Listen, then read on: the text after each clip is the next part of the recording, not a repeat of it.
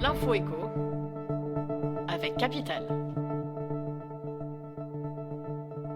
On débute par le coup de gueule du jour poussé par les associations de défense des locataires contre le bouclier logement du gouvernement.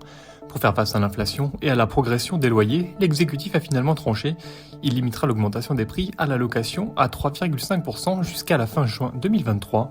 En parallèle, les aides personnalisées au logement seront également revalorisées de 3,5% dès le 1er juillet. Insuffisant selon les associations qui demandent une revalorisation bien plus conséquente à défaut d'un gel strict des loyers. Plus d'infos sur notre site. On continue avec les mauvaises nouvelles du jour pour les candidats à l'achat immobilier. Envisagé il y a quelques semaines, la refonte du calcul du taux d'usure, au-delà duquel les banques ont interdiction de prêter, n'aura finalement pas lieu. Censé protéger les ménages contre le surendettement, ce système écarte un nombre croissant d'emprunteurs du crédit immobilier. En un an, le taux maximum autorisé pour les prêts de 20 ans et plus est passé de 2,6 à 2,4%. Dans le même temps, les taux pratiqués par les banques ont grimpé en flèche. Pour beaucoup de ménages, l'équation est donc impossible à résoudre.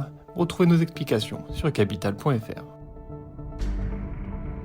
L'info pratique concerne quant à elle les travailleurs indépendants. C'est confirmé, une partie de leur cotisation devrait baisser dès cette année. Dans son projet de loi pouvoir d'achat, le gouvernement prévoit en effet de réduire le montant des cotisations maladie et maternité versées par les travailleurs indépendants. Grâce à cette mesure, qui devra être validée par le Parlement, un travailleur indépendant ayant un revenu équivalent au SMIC pourrait voir son pouvoir d'achat augmenter de 550 € par an. Découvrez sur notre site quel professionnel devrait être plus exactement concerné. On conclut avec le chiffre du jour, 400 €.